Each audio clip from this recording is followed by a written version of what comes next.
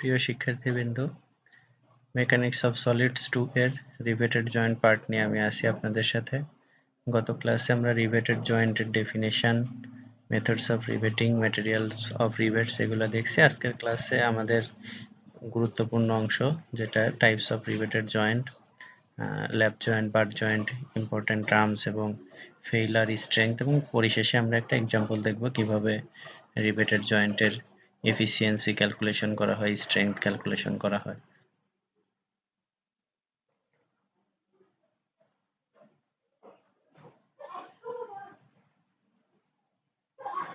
Types of riveted joint. আমরা যদি riveted জয়েন্টকে মূলত দুই ভাগে ভাগ করা হয়, ল্যাপ জয়েন্ট আর একটা হচ্ছে but joint. A lap joint is that in which one plate overlaps the other and two plates are then riveted together. দেখেন, ল্যাপ জয়েন্ট যদি হয় এই একটা প্লেট, এই একটা প্লেট, একটা প্লেট আর একটা প্লেটের উপর ওভারল্যাপ করবে, ওভারল্যাপ করার পরে এর সাথে যদি রিভেট দ্বারা যুক্ত করা হয় এটাকে বলা হয় ল্যাপ জয়েন্ট। তাহলে ল্যাপ জয়েন্ট হচ্ছে ওভারল্যাপ করা, একটা প্লেটের উপর আরেকটা প্লেট ওভারল্যাপ করবে। আর যদি আমি বাট জয়েন্ট দেখি, a butt joint is that in which the main plates are kept in alignment butting or touching each other and a cover plate is placed either on one side or both side of the main plate. এখন দেখেন, যদি but জয়েন্টের বেলায় আমি দেখি, but জয়েন্টে কি হবে, এইটা একটা বাট জয়েন্টের ফিগার আমি দেখতে পাচ্ছি। এই যে এইটা একটা প্লেট আছে আর আমাদের এই পাশে নীল অংশটুকু একটা প্লেট, দুইটা প্লেট সামনাসামনি মুখোমুখি অবস্থায় থাকবে এবং এর উপরে জাস্ট কাভার প্লেট দিয়ে তারপরে রিভেটিং করা হয়। এই ধরনের রিভেটকে বলা হয় হচ্ছে বাট জয়েন্ট। এই যে এখানে আমরা কি দেখতে পাচ্ছি, একটা বাট জয়েন্ট। দেখেন, এই একটা প্লেট, এই একটা প্লেট সোজাসুজি অবস্থান করছে, তার উপরে একটা কাভার প্লেট, নিচে একটা কাভার প্লেট দিয়ে জাস্ট জয়েন্ট দিয়ে দেওয়া হয়েছে।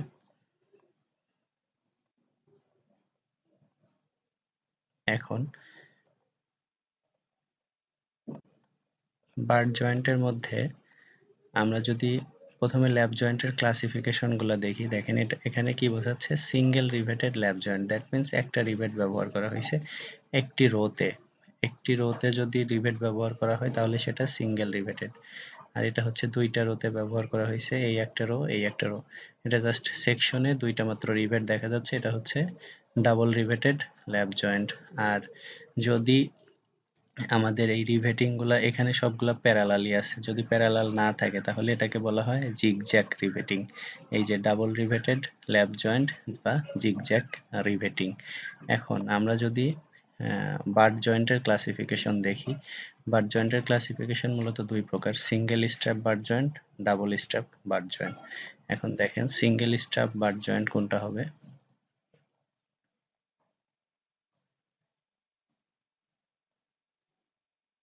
এই যে যখন একটা বাট জয়েন্টের দুই পাশে, এপাশেও একটা কভার প্লেট থাকবে, নিচের পাশে একটা কভার প্লেট থাকবে, এটাকে বলা হয় ডাবল রিভেটেড ডাবল স্টেপ। দেখেন, double riveted double step butt joint. আর যদি শুধুমাত্র উপরের পাশে থাকে কভার প্লেট তখন সেটাকে বলা হয় সিঙ্গেল স্টেপ বাট জয়েন্ট। এখন এই রিভেটেড জয়েন্ট অ্যানালাইসিস করতে গেলে আমাদের কিছু টার্ম জানতে হবে, যেগুলোকে বলা হয় important terms used in riveted joint. প্রথমটা হচ্ছে কি, piece. This is the distance from the center of one rivet to the center of the next rivet measured parallel to the seam. It is usually denoted by P.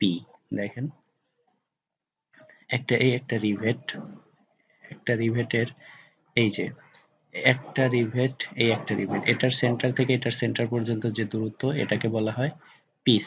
তাহলে পিসকে আমরা কি দ্বারা denote করি, ছোট হাতের পি দ্বারা। Back piece. The perpendicular distance between the central line of the successive row is called back piece. এটা আমাদের দরকার নেই, আমাদের জাস্ট পিসটা মনে রাখলেই হবে। এবং পিস তিন প্রকার, back piece, diagonal piece, margin or marginal piece, এগুলা জাস্ট টার্মগুলো জানা থাকলেই হবে। এখন failure of a riveted joint, একটা রিভেট কি কি কারণে ফেল হতে পারে এটা যদি আমরা দেখি, প্রথমটা হচ্ছে tearing of the plate of an edge. দেখেন, একটা প্লেটের উপরে যখন আপনি একটা প্লেট দিয়ে তাকে রিভেট করলেন, উপরের অংশটা কি হইতে পারে, যে এই সোজা আপনার রিভেট গুলো আছে কিন্তু উপরের প্লেটটাই ভেঙে চলে যেতে পারে, এটাকে বলা হয় tearing of plate at an edge, এক কর্নারের অংশটুকু যদি ভেঙে যায় তাহলে এটাকে বলা হয় টিয়ারিং অফ প্লেট। তারপর টিয়ারিং অফ প্লেট অ্যাক্রস এ র অফ রিভেট, এটা হচ্ছে আপনার কোনা বরাবর, কিন্তু টিয়ারিংটা আবার এই বরাবর হতে পারে। আপনার রিভেটের রো বরাবর যে অংশটুকু আছে পিস, এই পিস বরাবর যদি আমাদের রিভেটের অংশটা ফেটে যায় উপরের কাভার প্লেটটা, এটাকে বলা হবে tearing of plate across a row of rivet. এখন উই নো দ্য টিয়ারিং এরিয়াটা হবে হচ্ছে, দেখেন এইখান থেকে এই পর্যন্তর মাঝখানে আমাদের কি আছে, এখানে হাফ ডি, এখানে হাফ ডি, তাহলে এরিয়াটা হচ্ছে পি মাইনাস ডি ইন্টু হচ্ছে এটার থিকনেস, মানে উপরের কাভার প্লেটের থিকনেস। তাহলে tearing resistance or pull required to tear of the plate A T into sigma T. A T হচ্ছে কি area of tearing area, tearing area হচ্ছে P minus D into T into sigma T. Sigma T হচ্ছে tearing strength of cover plate. এখন when tearing resistance PT is greater than the applied load per piece length, then this type of failure will not occur.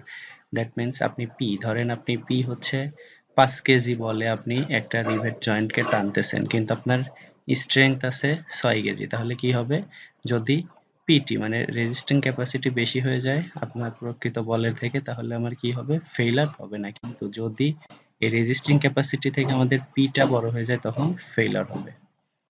এখন shearing of rivets, shearing of rivets we know that shearing area হচ্ছে pi by 4 D square, shearing resistance হবে হচ্ছে n pi by 4 D square tau, টাউটা হচ্ছে shearing resistance. এখন দেখেন এই যে শেয়ার হইলে কি হয়, এখানে আমরা দেখতে পাচ্ছি একটা ল্যাব জয়েন্ট, ল্যাব জয়েন্টে কি হচ্ছে, এই উপরের অংশটাকে আমি পি বলে টানতেছি, নিচের অংশটাকে পি বলে টানতেছি, তাহলে কি হবে, এই রিভেটটা জাস্ট এই টানার ফলে বাম দিকে একটু স্লাইড করে যাবে, আর এটা হচ্ছে ডান দিকে একটু স্লাইড করে যাবে। এই ধরনের ফেইলারকে বলা হয় শেয়ারিং ফেইলার। এখন এটা হচ্ছে কি হলো সিঙ্গেল রিভেটের ক্ষেত্রে।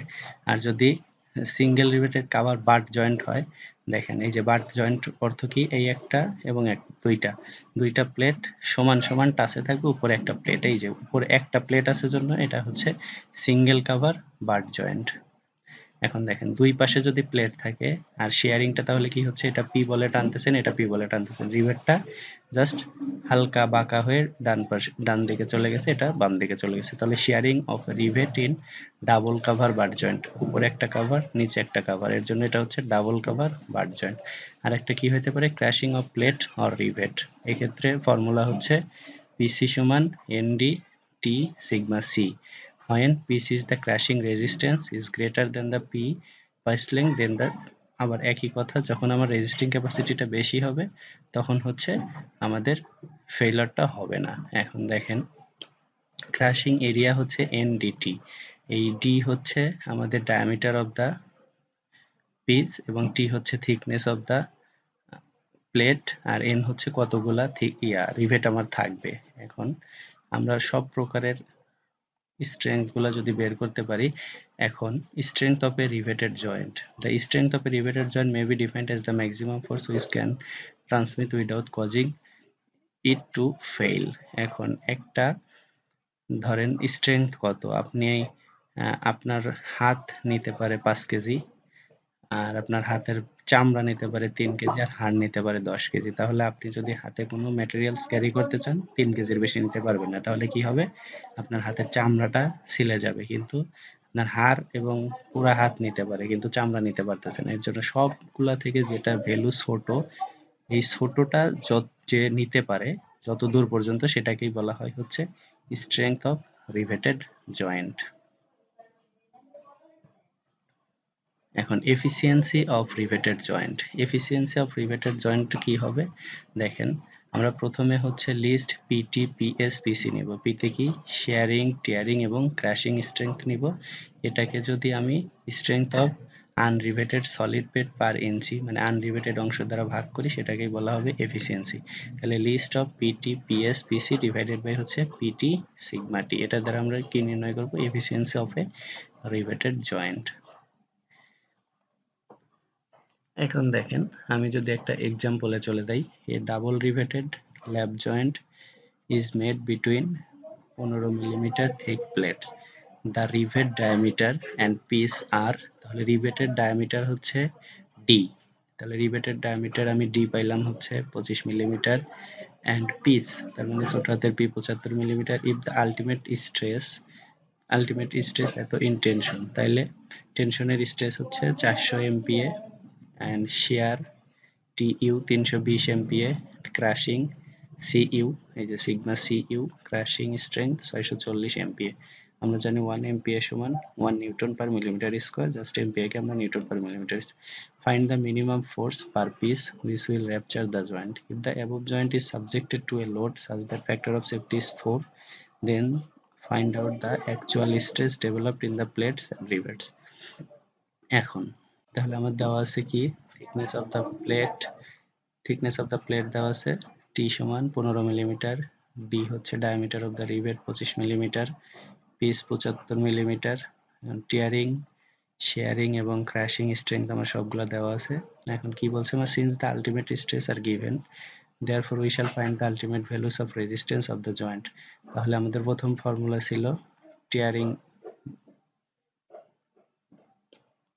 এই যে প্রথম ফর্মুলা আমাদের কি টিয়ারিং স্ট্রেংথ, তাহলে টিয়ারিং স্ট্রেংথ যদি আমি বের করতে চাই টি ইউ সমান P minus D into T into sigma T U, দেখেন সবগুলো ভ্যালু আমার দেওয়া আছে।